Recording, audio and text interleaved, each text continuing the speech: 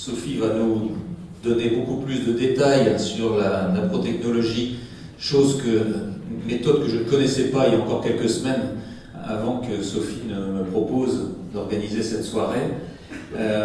Après avoir diffusé un certain nombre de messages un peu partout dans nos fichiers, nos différentes associations, il s'avère que j'ai eu une réponse d'une amie d'une association qui me disait voilà, c'est grâce à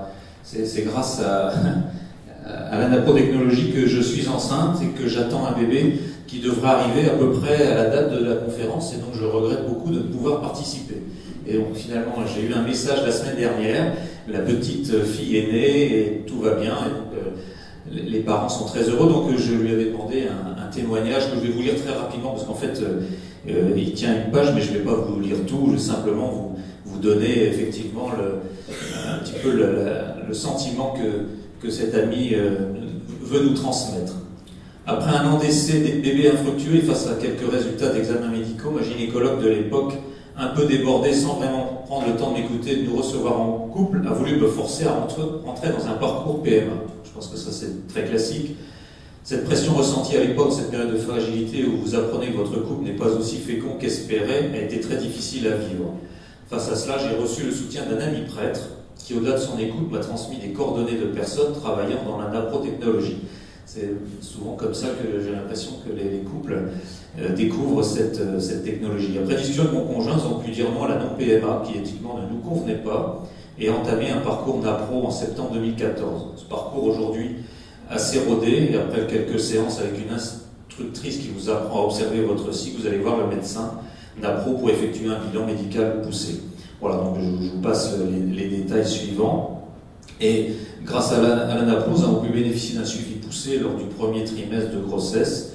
Et une fois les frayeurs liées au premier trimestre, 20% de fausses couches, dit-elle, naturelles dans la population, j'ai passé une grossesse extrêmement sereine.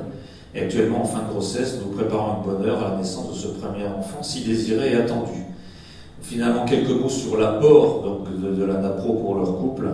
C'est que comme pour tout parcours médical, il a fallu faire un deuil, celui de faire un enfant sans avoir besoin d'être aidé. Il a fallu accepter les examens médicaux, raconter notre histoire à des professionnels de santé, faire confiance aux médecins, lâcher prise. Cette étape difficile, même si elle nous apprend que personne n'est maître de la vie et que l'on ne peut pas tout maîtriser.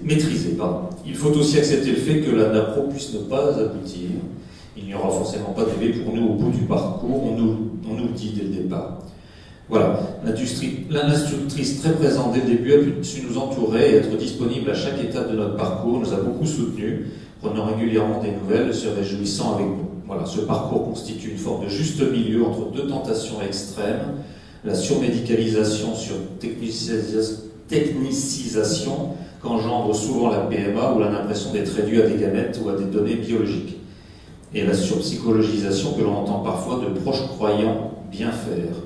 Sur le mode, vous n'avez pas d'enfant si vous êtes trop crispé, lâchez prise, vous verrez, cela viendra tout seul. Voilà, pas la peine de faire tous ces examens, pris, tu verras. Bon, avec la NAPRO, nous sommes sentis accompagnés en tant que personne, en tant que couple, dans toutes nos dimensions psychologiques, physiologiques, voire spirituelles. Voilà, je passe la parole à Sophie qui va développer ce que je vous ai simplement apporté comme mise en bouche. Merci.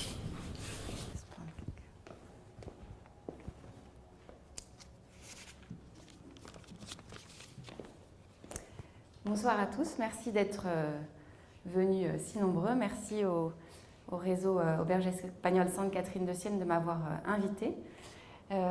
Donc tout d'abord, je vais me présenter. Donc Sophie Guéroux, j'ai 39 ans, je suis mariée avec 5 enfants. Donc comme disait Jean, je suis pharmacien d'officine de formation. J'ai travaillé à peu près 8-9 ans en pharmacie d'officine. Et pour différentes raisons, j'ai arrêté de travailler et voilà, j'ai fait ce master en bioéthique à l'IPLH. Et en recherchant un sujet de mémoire, parce qu'on a invité à faire un mémoire, voilà, j'ai été interpellée par la naprotechnologie. Et notamment, j'avais été sensibilisée assez tôt aux questions d'éthique et plus particulièrement aux problèmes d'infertilité. Et je m'étais fait la réflexion que finalement, entre, un peu comme disait le témoignage, entre finalement une très grande médicalisation avec le parcours d'AMP, d'assistance médicale à la procréation, et puis pas grand-chose d'autre. Voilà, ça me paraissait être difficile pour les couples qui ne voulaient pas du tout rentrer dans les protocoles d'AMP, ou du moins pas en première intention. Et donc cette voie un peu alternative me paraissait vraiment être intéressante. Donc voilà, donc j'ai décidé de faire mon mémoire dessus, et puis en me penchant un peu plus sur le sujet, j'ai vu que les couples étaient accompagnés à la fois par un médecin, mais aussi par une instructrice. Voilà, donc j'ai décidé de me former. Et donc il y a 5 ans et demi maintenant, que j'accompagne des couples dans ce cadre. Alors pour vous brosser un petit peu le contexte que vous connaissez, je pense pas mal, c'est qu'aujourd'hui un couple sur 6 est confronté à l'infertilité. Alors pour plusieurs raisons. Une raison, c'est le recul de l'âge de la première grossesse. À la fin des années 60, une femme avait son premier bébé en moyenne à 24 ans. Aujourd'hui, c'est plutôt à 28 ans. Voilà, les femmes faisant des études, travaillant, voilà, l'âge de la première grossesse est repoussé. D'autres facteurs, bien sûr, sont les facteurs environnementaux. Alors, c'est toujours difficile à quantifier. Il y a certaines études, mais principalement tout ce qui est perturbateur endocrinien. Donc, c'est les éléments qui vont aller agir sur tous les systèmes hormonaux. Donc, ça peut être, vous avez dû entendre parler des bisphénols, de certains pesticides, etc.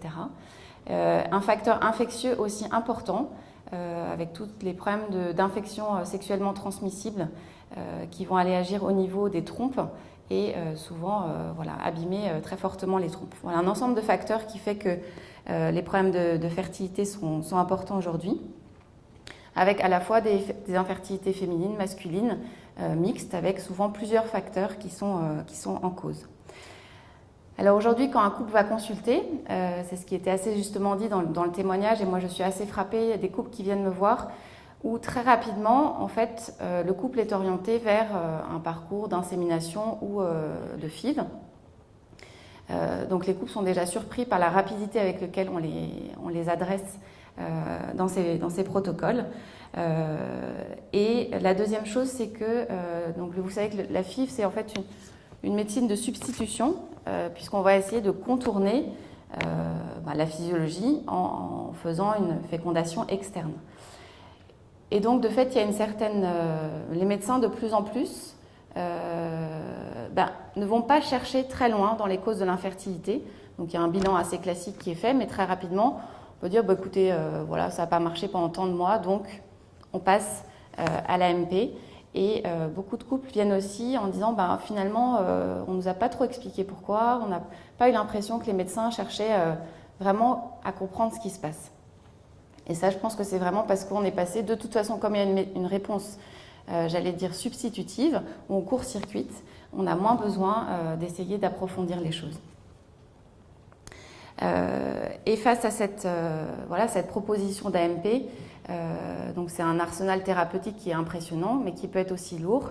Je vais passer rapidement sur les différents points qui peuvent poser souci. Le premier, c'est par rapport à la santé de la femme, puisque vous savez qu'il y a des stimulations ovariennes qui sont importantes, qui peuvent être mal supportées. Pour la ponction des ovocytes, ça se fait sous anesthésie générale, donc des anesthésies qui sont répétées. Et puis, à différents niveaux de l'AMP, il y a des tri embryonnaires, donc de sélection des embryons, et puis ensuite le problème des embryons qui sont produits en plus, les embryons surnuméraires qui sont congelés. Voilà, donc à différentes étapes, ce protocole peut freiner certains couples. Certains couples ne veulent pas du tout en entendre parler, d'autres, voilà, pour l'instant, pas en première intention, peut-être ultérieurement. Et je pense qu'aussi, un des points importants, et j'aimais bien dans le témoignage de dire que voilà, un bébé, un couple a envie de le faire, j'allais dire tout seul, tranquillement, sans aide extérieure. Et que ce soit en appro, en FIV, ou de toute façon quand on va voir un médecin, cette première étape déjà le bébé ne venant pas au bout de plusieurs mois, de se dire, bon, il va peut-être falloir qu'on demande une aide extérieure, c'est déjà une étape très difficile, voilà, parce que c'est finalement sortir un peu la conception de l'intimité du couple.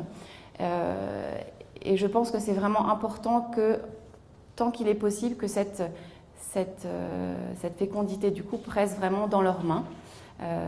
Voilà, et c'est, je pense, quelque chose que je vais essayer de vous présenter et que, voilà, on essaye de vivre vraiment qu'au maximum, le couple puisse être encore maître de sa fertilité.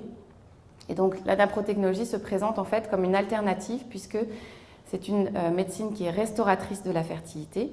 Donc, essayer de comprendre ce qui se passe et ensuite de mettre en place les traitements pour corriger, pour permettre une conception naturelle au sein du couple.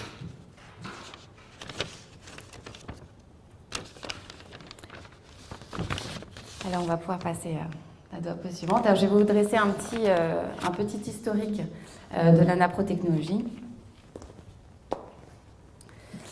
Donc, à l'origine, ça vient des États-Unis. Donc, quand l'encyclique de Paul VI, Humanae Vitae, est sortie en 1968, dans cette encyclique, le pape invite les scientifiques, les médecins, à aller à donner des éléments scientifiques pour rendre les méthodes de régulation naturelle des naissances fiables. Et donc, il y a un étudiant en gynécologie qui s'appelait Thomas Hilgers, qui s'est senti particulièrement interpellé par cette encyclique. Et en tant que futur gynécologue et ensuite gynécologue, il s'est dit, voilà, j'ai envie d'agir dans ce domaine. Donc, il a travaillé avec les Billings. Donc, ils sont deux médecins australiens qui ont mis en place la méthode Billings, qui est une méthode d'observation du cycle. Et puis, il a mis en place ensuite, vous pouvez passer à la diapo, le système. Donc, il a mis en place son propre système d'observation du cycle qui s'appelle en entier The Creighton Model Fertility Care System, qu'on va abréger en français par système Fertility Care. Donc, en 1977, qui est un système d'observation du cycle par l'observation de la glaire cervicale, qui permet de comprendre la fertilité, mais aussi la santé gynécologique de manière générale.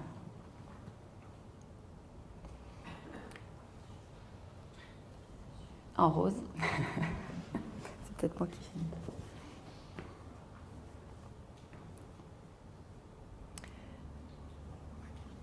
Alors, comment est-on passé de ce système Fertility Care à la naprotechnologie? Donc, ce médecin, le docteur Hilgers, a travaillé pendant 20 ans et compilé en fait toutes les observations que les femmes notaient dans leur tableau de fertilité, et avec un recueil donc de données grâce à ces tableaux.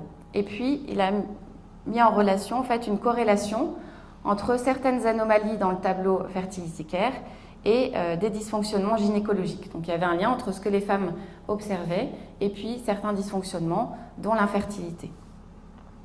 Et donc il a voulu en fait dans ce même esprit se dire qu'est-ce qu'on peut mettre en place pour restaurer la fertilité. Et donc c'est là qu'il a mis en place donc la naprotechnologie en 1990, voilà, donc aux États-Unis. Alors la naprotechnologie s'est diffusée en Europe à partir des années 2000 en Irlande, et les premières consultations ont commencé en France en 2010, donc à la maternité de l'Étoile, chez les petites sœurs des maternités catholiques à Aix-en-Provence.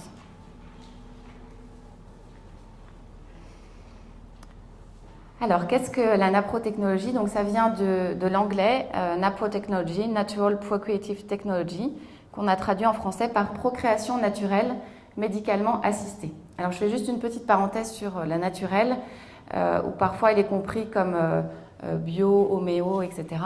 Ce n'est pas du tout exclusif, mais c'est naturel dans le sens que ça permet de restaurer la fertilité naturelle et de permettre la conception naturelle au sein du couple. Donc ce médecin, le Dr Hilgers, a travaillé avec d'autres médecins. Il a créé un institut de recherche. Et donc c'est vraiment une médecine de pointe, à la fois médicale et chirurgicale, au service de la fertilité naturelle. Voilà, cet institut de recherche publie régulièrement. D'autres médecins européens publient également. Donc je vous disais, nombreuses études, j'ai un peu anticipé. Et puis ce manuel, donc, qui est l'ouvrage de référence pour les médecins formés en naprotechnologie. Alors ce que je vous disais, c'est vraiment voilà, l'inscription dans une démarche de restauration de la fertilité naturelle, comprendre ce qui se passe pour pouvoir ensuite corriger. Alors souvent l'infertilité est perçue comme une pathologie en elle-même. En fait, ce n'est pas une pathologie, c'est un symptôme de pathologies sous-jacentes. Je vous disais en introduction qu'il peut y avoir plusieurs causes pour l'infertilité. Et donc, c'est vraiment le symptôme de pathologie sous-jacente. Donc, on va chercher à identifier ces différentes causes et à les traiter. Donc, le but vraiment, c'est d'optimiser la fertilité du couple. La première chose, c'est de reproduire au plus près les paramètres d'une bonne fertilité naturelle, en corrigeant donc les dysfonctionnements et les déficits hormonaux, tout en respectant le processus physiologique naturel. Et on va pouvoir à la fois essayer de travailler, entre guillemets, chez l'homme et chez la femme, puisqu'il y a souvent une infertilité mixte.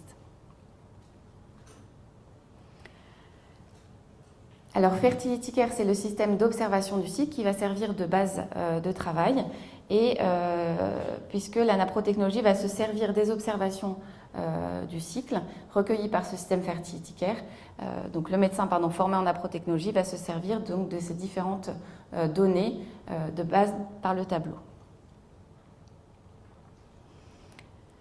Alors, ce système Fertility Care, donc, c'est une méthode standardisée qui repose sur des critères précis et objectifs d'observation de la glaire cervicale, qui va permettre donc de donner un certain nombre d'informations sur le cycle. C'est une méthode standardisée puisqu'on utilise un système de codification en chiffres et en lettres qui permet d'avoir quelque chose d'assez objectif et qui permet qui est le même dans le monde entier.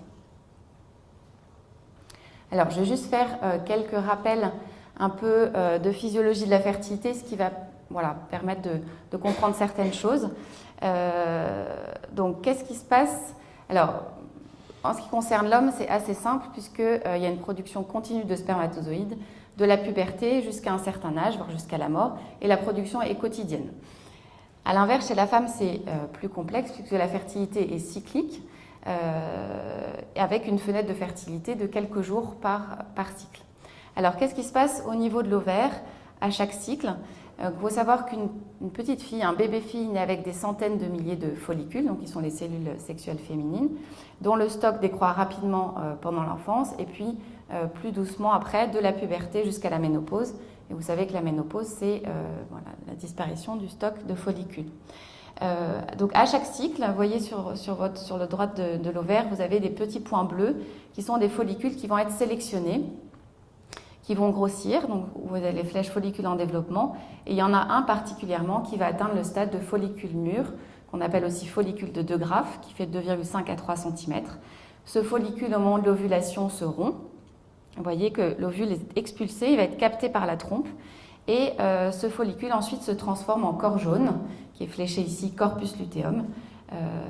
Donc voilà le cycle au niveau d'un cycle féminin, ce qui se passe au niveau de l'ovaire. Vous avez deux types d'hormones qui sont produites au niveau de l'ovaire, les œstrogènes et la progestérone. Les œstrogènes sont produits majoritairement par les follicules en développement, en première partie du cycle. Et après l'ovulation, le corps jaune produit la progestérone. Comme son nom l'indique, elle est progestative, elle prépare la nidation. Alors vous avez juste un schéma ici pour voir donc, le diagramme des hormones ovariennes. Donc les œstrogènes qui sont majoritaires en première partie de cycle, vous avez la barre verticale pointillée qui est l'ovulation, et puis la progestérone qui est l'hormone majoritaire en deuxième phase du cycle, en phase qu'on appelle la phase lutéale. Alors on a vu les modifications au niveau de l'ovaire, qu'est-ce qui se passe parallèlement au niveau de l'utérus? Donc l'utérus est principalement un muscle, mais à la surface interne de l'utérus, vous avez une muqueuse qui s'appelle l'endomètre. Et c'est un schéma de l'endomètre qui vous est montré. Donc on retrouve en bas ce qui se passe au niveau de l'ovaire et en parallèle, vous avez ce qui se passe au niveau de l'endomètre. Donc sous l'influence des œstrogènes, vous avez la phase proliférative. Vous voyez la première phase où l'endomètre s'épaissit petit à petit. Une fois que l'ovulation a eu lieu, sous l'influence de la progestérone, vous avez la phase sécrétoire. Donc l'endomètre continue à s'épaissir, mais va aussi se vasculariser, donc avec des vaisseaux sanguins, et produire des éléments nutritifs en vue de la nidation. Quand il y a fécondation, l'œuf va aller se fixer au niveau de l'endomètre et donc au niveau de la muqueuse utérine qui va continuer à se développer. S'il n'y a pas fécondation, on a une chute hormonale importante qui entraîne en fait une desquamation, c'est-à-dire que l'endomètre est éliminé et comme il est très vascularisé, c'est ce qui produit les règles. Alors on a parlé des spermatozoïdes, on vient de voir le cycle de l'ovaire et la muqueuse utérine. Et il y a un troisième élément, c'est la glaire cervicale qui est un élément essentiel pour la fertilité puisque la glaire permet d'augmenter la durée de vie des spermatozoïdes dans le corps de la femme.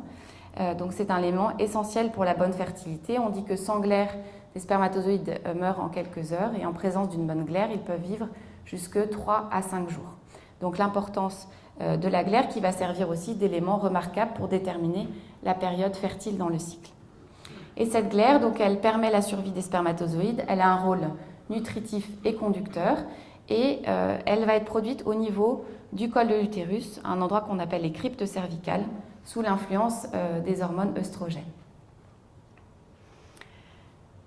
Alors ce schéma, pour vous montrer que la nature est très bien faite, c'est un schéma du col de l'utérus donc, qui représente ces petites cryptes cervicales. Sur votre gauche, vous avez la glaire qui est produite sous l'influence des œstrogènes, qui est la glaire fertile, la glaire de type E, et vous voyez qu'elle s'organise en canaux qui permettent le passage des spermatozoïdes. Les Anglais appellent ça des swimming channels, je trouve ça très évocateur. Et puis, sur votre droite, vous avez la glaire qui est produite une fois que l'ovulation est passée, qui est la glaire de type G, et qui est une glaire compacte et qui bloque le passage des spermatozoïdes. Donc on a la notion de valve biologique ici, avec une ouverture de la valve avec la glaire de type E, qui est la glaire fertile, et puis à droite, donc cette glaire compacte de type G. Alors là, la glaire va servir d'élément repère dans le cycle pour déterminer la période fertile. Donc là, vous avez représenté de manière cyclique le cycle, et puis en bas, vous voyez, il est représenté de manière linéaire sur le tableau d'observation, le tableau de fertilité. Voilà, le cycle est représenté de manière linéaire. Donc quand vous prenez la roue, vous commencez par la période en rouge, qui est les règles, qui est suivie ensuite par une période de jours secs, une période infertile, et ensuite la glaire apparaît et ça marque l'entrée dans la période fertile. On atteint ensuite ce qu'on appelle le jour pic, qui est un jour où la glaire change. Donc je ne vais pas rentrer dans les détails, mais dans les méthodes d'observation, quelles qu'elles soient, on ne peut pas déterminer de manière précise le jour de l'ovulation. Le seul moyen de le faire, ce serait de faire des échographies tous les jours pour voir la rupture du follicule. Donc on a un autre jour repère qu'on appelle le jour pic, que la femme peut détecter facilement, qui nous donne donc un repère dont on va servir aussi pour tout ce qui est prise en charge médicale, traitement et dosage. Jour pic, et ensuite on a de nouveau une période de jours secs, infertile, et ensuite le cycle suivant reprend. Alors voilà à peu près à quoi ressemble un tableau d'observation. Donc vous voyez, on a bien linéaire, donc une phase de saignement, 2 jours secs, une phase de glaire et de nouveau une phase de jours secs. Donc là, ce n'est pas le tableau qui est vraiment utilisé puisqu'on utilise un système de codification des observations en chiffres et en lettres, mais l'esprit principal y est. Et on voit sur ce tableau qu'on peut avoir des variations dans la durée des cycles, ce qu'on va observer, mais ce qui est important de noter, c'est la stabilité de la phase post-ovulatoire. Donc vous voyez 14, 15, 13, qui est une phase qui est toujours stable dans le cycle, alors que la phase préovulatoire peut être variable. Alors ce système fertiliticaire, je vous disais que c'est un système qui est standardisé, donc ça va permettre en fait de se comprendre entre les couples, les instructrices et les médecins qui sont formés en aprotechnologie, et ça va permettre donc d'établir un lien entre les paramètres du cycle et la possible présence de pathologies gynécologiques. Et puis le premier intérêt, c'est que le couple peut du coup connaître le cycle et connaître les périodes fertiles et infertiles du cycle, afin de favoriser les unions en période fertile en vue d'une conception. Donc c'est vrai que voilà, il y a certains couples qui ont déjà une très bonne connaissance de leur cycle, et puis d'autres pas du tout, notamment alors quand les cycles sont calibrés 28 jours, ovulation à 14 jours, c'est toujours plus simple, mais parfois les cycles sont longs, 35, 40 jours, ou alors très courts, 24, et finalement, personne n'a jamais appris au couple à dire si votre cycle est plus long, votre ovulation est plus tard, ou si votre cycle est plus court, votre ovulation est plus tôt. Donc le premier élément du tableau, c'est de permettre d'avoir une bonne connaissance du cycle. Et de manière plus large, ça permet aussi à toute femme en fait, d'avoir un outil de surveillance de sa santé gynécologique. Donc ça peut être attentive à certaines infections, à des saignements anormaux, à un syndrome prémenstruel important. Alors qu'est-ce que le tableau va nous permettre de suivre comme marqueur biologique? Donc on va pouvoir s'intéresser à la durée du cycle.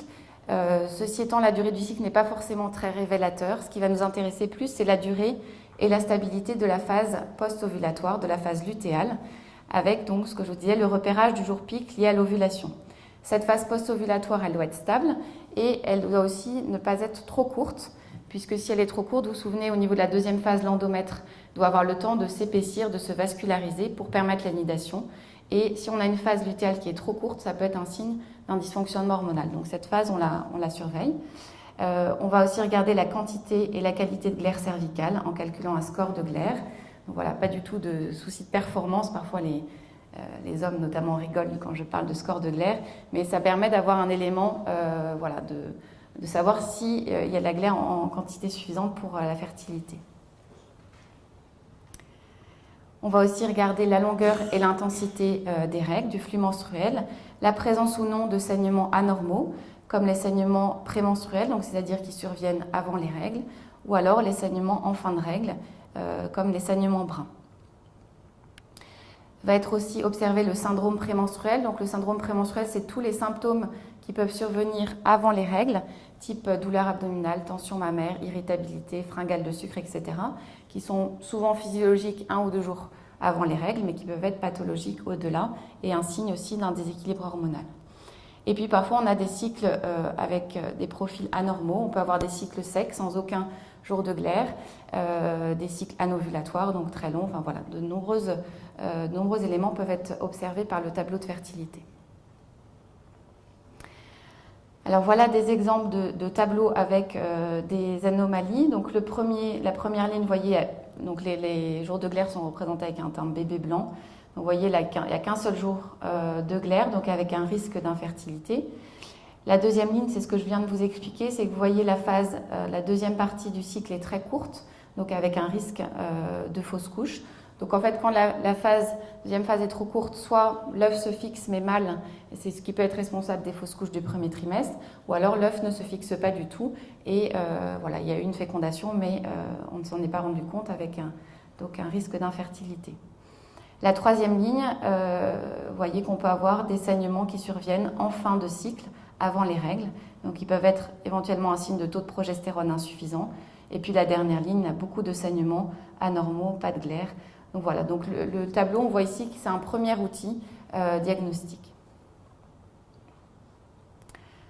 Alors justement, quelle va être la démarche diagnostique et thérapeutique?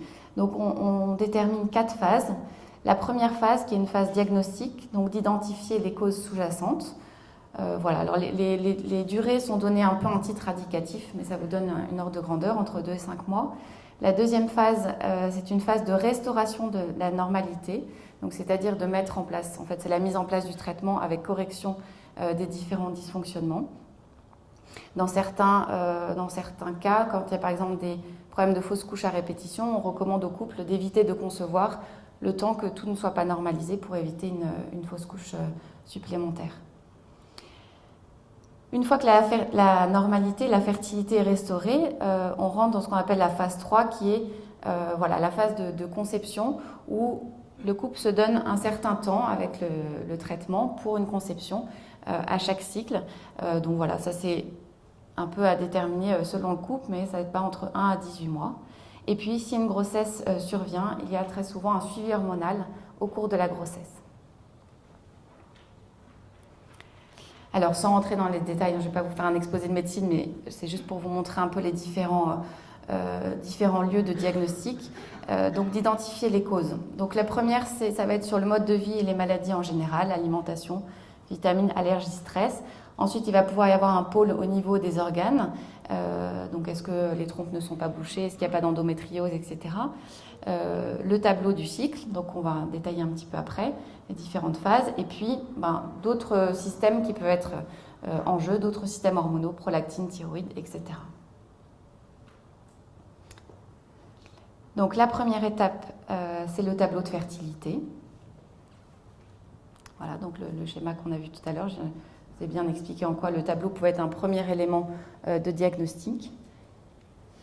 Et ensuite, en fait, quand le médecin formé en aprotechnologie s'intéresse au tableau, ça va pouvoir aussi orienter certains éléments de son diagnostic. Donc il faut savoir qu'en appro, il y a un peu tout type de couples. Il y a des couples qui ont déjà un gros dossier médical. Le médecin appro ne va pas tout represcrire. Il va partir de ce qui a déjà été prescrit et puis compléter certains examens. Parfois, certains couples viennent sans aucune investigation médicale préalable. Donc là, le bilan sera un peu plus complet.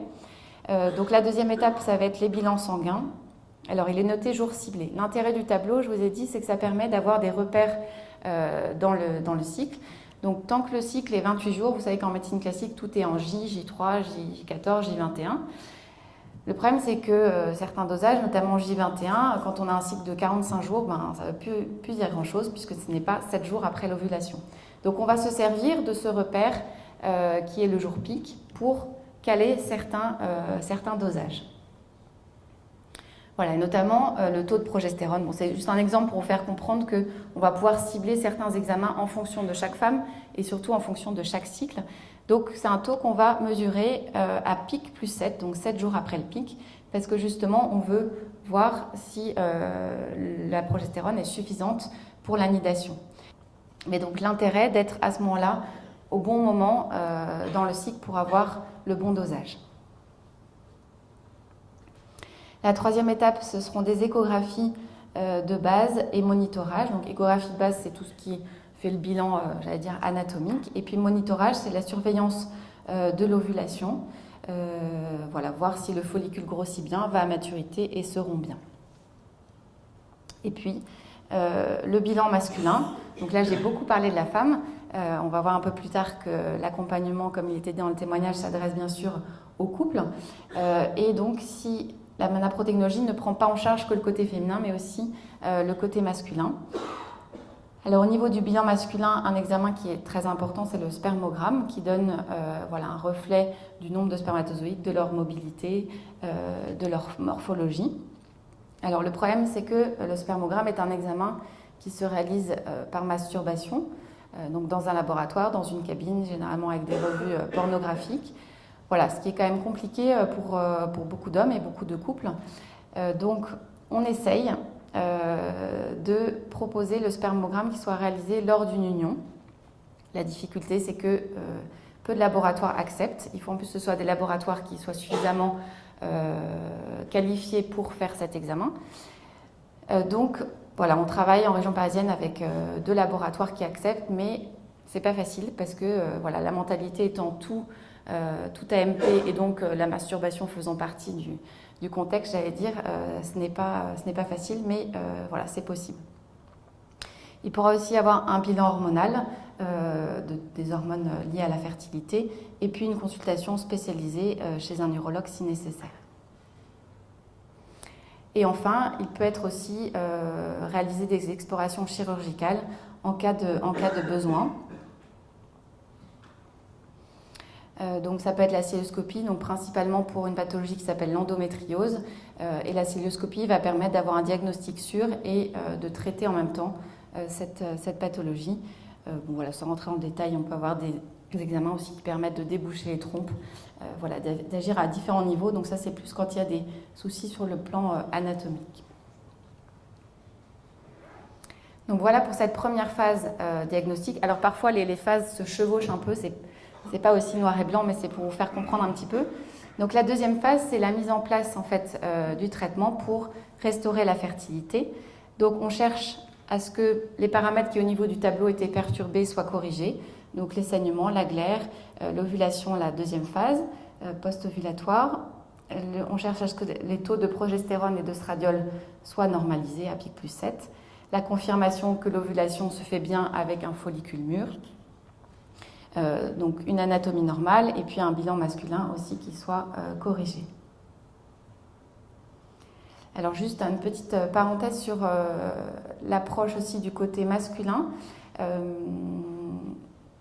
on parlait tout à l'heure d'optimiser la fertilité du couple. Parfois, quand il y a un spermogramme qui est avec beaucoup de problèmes, on regarde aussi chez la femme, même si a priori le bilan qui a été fait est dans les grandes lignes bon. Ça permet parfois de optimiser. Alors ce mot fait un peu performance, mais c'est juste pour vous faire comprendre que chacun des paramètres soit ajusté pour que si l'amélioration du spermogramme se fait, toutes les conditions soient réunies pour la conception. Donc les traitements, merci. Les traitements peuvent être des traitements hormonaux, peuvent être des traitements non hormonaux, médicaux ou chirurgicaux, qui seront donc donnés de manière synchronisée avec chaque cycle individuel propre à chaque femme. Donc tout à l'heure, je vous ai parlé des dosages qui étaient en fonction du pic, et certains traitements seront aussi donnés en fonction du pic. Ce qui permet aussi au couple d'avoir une certaine autonomie par rapport au traitement, par rapport au dosage, puisque même si le cycle rallonge ou raccourcit, ils savent que leur repère, c'est le pic, et ils sont aussi acteurs de cela. Et puis, donc, une fois que tout est à peu près normalisé, on rentre dans la phase 3, donc de permettre une conception. Donc là, vous avez juste un schéma qui montre la suite de mon schéma tout à l'heure, donc le cycle ovarien avec l'ovule qui est expulsé, capté par la trompe, et les spermatozoïdes donc, qui sont arrivés à l'extrémité de la trompe où a lieu la fécondation. Et ensuite, donc, l'œuf remonte et vient s'implanter en moyenne 7 jours après la fécondation. Voilà, donc à chaque cycle, en fait, une nouvelle chance est donnée, donc entre à peu près 6 mois et 18 mois. Voilà, donc une chance de concevoir à chaque cycle. Alors, au niveau des statistiques, donc pour les couples en espérance d'enfant, environ 35% des couples réussissent à concevoir. Donc bien sûr, c'est variable selon l'âge et la pathologie, c'est une moyenne. Après échec de fécondation in vitro, 15 à 30%. Et dans les cas des fausses couches à répétition, 80%.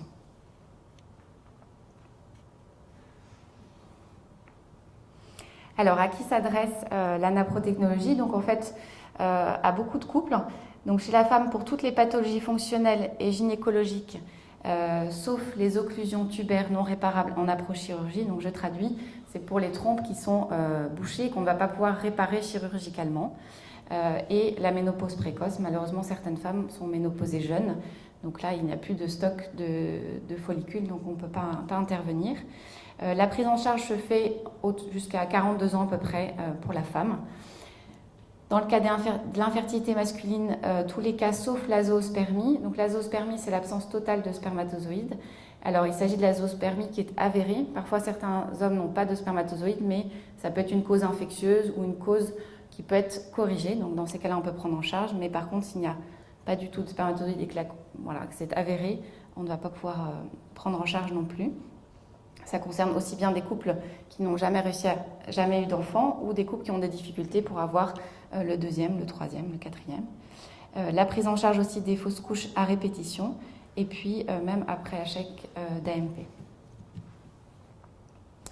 Alors les inconvénients, donc ce tableau de fertilité implique des observations quotidiennes pour la femme, donc c'est quand même assez contraignant, ça rentre petit à petit dans la routine, mais c'est quand même une contrainte à prendre en compte. C'est un processus peut-être qui vous a surpris dans l'énoncé des différentes phases, qui est assez lent, parce qu'il faut, chaque cycle, donc déjà il y a 2-3 cycles d'observation avant de rencontrer le médecin, je vais en parler après pratiquement. Et donc voilà, c'est un processus qui paraît assez lent, mais qui est nécessaire pour prendre le temps de voir un peu toutes les causes, de voir si le traitement mis en place fonctionne et de corriger éventuellement. Il y a à l'heure actuelle encore peu de médecins en France. On a 5 médecins qui consultent. On n'a pas de médecins en région parisienne. Donc pour l'instant, il y a un pôle à Nantes. Et on espère que très, très bientôt, nous pourrons avoir aussi une consultation à Paris. Et puis, c'est aussi un coût pour le couple, puisque le suivi avec l'instructrice est payant, il faut envisager pour l'instant un déplacement en province pour les Parisiens. Donc c'est aussi à prendre en compte dans le parcours. Alors concrètement, comment cela se passe? Vous avez donc un suivi avec l'instructrice et le suivi avec le médecin formé en appro. Donc le suivi avec l'instructrice commence, généralement le suivi commence d'abord par l'instructrice. Donc commence par une session introductive d'information qui est une présentation générale du système Fertility Care et de la naprotechnologie. Il y a ensuite 4 premiers rendez-vous à 15 jours d'intervalle. Donc le but, c'est vraiment de pouvoir gagner confiance dans les observations et pour pouvoir être accompagné et avoir un tableau qui puisse être interprétable par le médecin. Un rendez-vous le 3e mois et ensuite les rendez-vous s'espacent tous les 3 à 6 mois. On les cale généralement en fonction des rendez-vous avec le médecin. Et puis le suivi avec le médecin napro donc, se fait après 2 cycles fiables d'observation et il faut compter à peu près un rendez-vous tous les trimestres. Alors je vais vous parler maintenant de l'accompagnement qui est aussi une caractéristique de la napro puisque vous avez vu que l'accompagnement en fait se faisait à la fois par une instructrice et par un médecin. Donc le couple va être accompagné de manière personnalisée dans l'apprentissage de la méthode, donc d'où l'importance des rendez-vous de suivi dont je viens de vous parler, et au cours du suivi médical avec le médecin. On essaye vraiment de faire une équipe à 4, le médecin, l'instructrice et puis le couple, pour vraiment travailler ensemble. Voilà, entre instructrice et médecin, on échange. Donc, par exemple, en tant qu'instructrice, je peux dire voilà, quelles ont été les observations un peu particulières sur le tableau. Le médecin me donne en retour à l'instructrice les traitements et les examens mis en place. Ça permet notamment, quand il y a une prise de sang à faire 7 jours après le pic, que je sois au courant aussi, que je puisse accompagner le couple. Et puis parfois aussi dans ce que disait bien le témoignage, dans l'accompagnement, il peut aussi y avoir des moments de découragement, le couple puisse avoir envie d'arrêter, etc. Et je pense que l'instructrice puisse transmettre au médecin ces informations en disant ils sont un peu perdus, est-ce que tu peux être plus clair sur le traitement, qu'est-ce qui va se passer les prochaines étapes. Voilà, donc on essaie vraiment de travailler ensemble. Et le couple fait partie intégrante de l'équipe.